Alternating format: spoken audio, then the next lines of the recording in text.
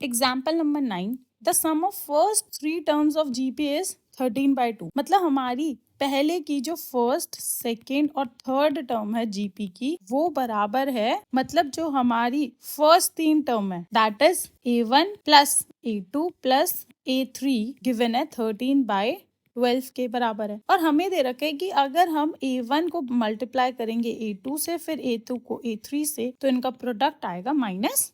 अब हमें मांगा गया है कि कॉमन रेशियो निकालना है, दैट मीन्स R निकालना है, और हमें वो टर्म्स निकालनी है, वो तीनों टर्म्स क्या क्या होंगी। तो जब आपको ऐसा क्वेश्चन दे रखा होता है ना 3 टर्म से रिलेटेड और सम और प्रोडक्ट दे रखा होता है, तो फर्स्ट चीज आप क्या करते हो, let the first 3 terms be A/R, A and AR। ठीक है, एक बात बताओ, ये अगर फर्स्ट टर्म है और इसमें हम क्या करते हैं, R से मल्टीप्लाई करते हैं, तो हमारे पास सेकंड टर्म सही आ रही है, फिर इसमें R से मल्टीप्लाई करेंगे, फिर ये ऐसे ही निकालते हैं। अब आगे हम क्या करेंगे, फर्स्ट वाली इक्वेशन में ही जो ये वाली इक्वेशन हमने लिखी थी, इसमें सम था, तो हम क्या करेंगे, therefore A/R plus A plus AR हमें गिवन है 13/12, राइट। इसको हम लेट कर लेते हैं 1, और हमें प्रोडक्ट दे रखा है, मतलब A/R into A into AR given है -1 के। ठीक है, तो इसको हम इक्वेशन 2 दे लेते हैं। ये दोनों चीजें हमें क्वेश्चन में गिवन थी, राइट। अब आगे चलते हैं। अगर मैं आपको बोलूं कि आपको ये वाली इक्वेशन ही सॉल्व करनी है, तो आप क्या करोगे, A/R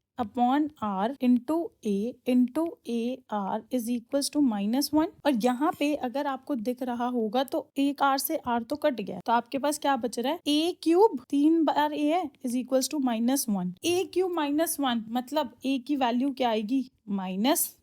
जब आपको A की वैल्यू पता चल गई है, तो अब आप क्या कर सकते हो, इसको आप पुट कर सकते हो किसमें, इक्वेशन नंबर 1 में, ताकि आप इसमें से R की वैल्यू निकाल पाओ। क्योंकि इसमें R नहीं कट रहा है, इसमें R कट रहा है, तो इसलिए हमने इससे पहले A की वैल्यू निकाली, अब इसकी वैल्यू हम इसमें पुट कर देंगे। तो therefore in equation 1 putting value of A is equals to -1। तो आपके पास इक्वेशन थी A/R that means -1/R plus A कितना है, -1 plus -1 into R is equals to 13/12।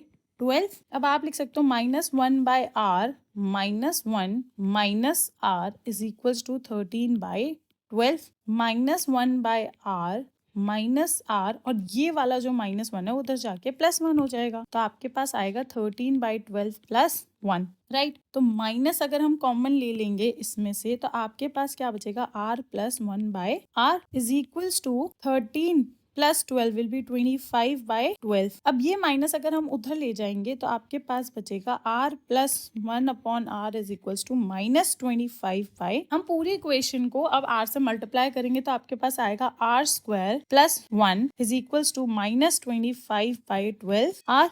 तो आपकी इक्वेशन क्या बनेगी, R² -25/12R plus 1 is equals to 0।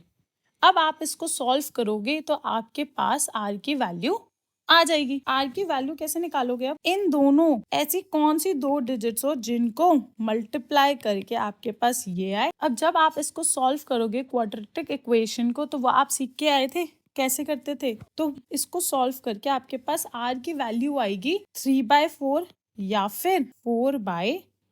ठीक है, दोनों के आगे माइनस आएगा। अब जब आपके पास A आ गया और आपके पास R आ गया है, तो आप अब तीनों टर्म्स निकाल सकते हो। ठीक है, सबसे पहली टर्म हमारे A/R दे रखी है। A हमारा क्या है, -1/R, देयरफॉर -3/4, राइट। तो आपके पास पहली टर्म आएगी 4/3। अगर 4/3 माइनस पुट करोगे तो आपके पास आएगा -1/- 4/3, तो आपके पास आएगी 3/4। सेकेंड टर्म हमने क्या लेट करी थी, A क्या है, -1, और इधर भी -1 आएगा। फिर AR करी थी, A -1 into -3/4 is equals to 3/4, और यहाँ पे आप क्या कर सकते हो, -1 into -4/3 is equals to 4/3। Therefore आप क्या बोल सकते हो, 3 टर्म्स जो इस GP की होंगी वो होंगी 4/3 -1 और 3/4, और इधर भी देख लो आप, यही तीनों आ रही है। Got it.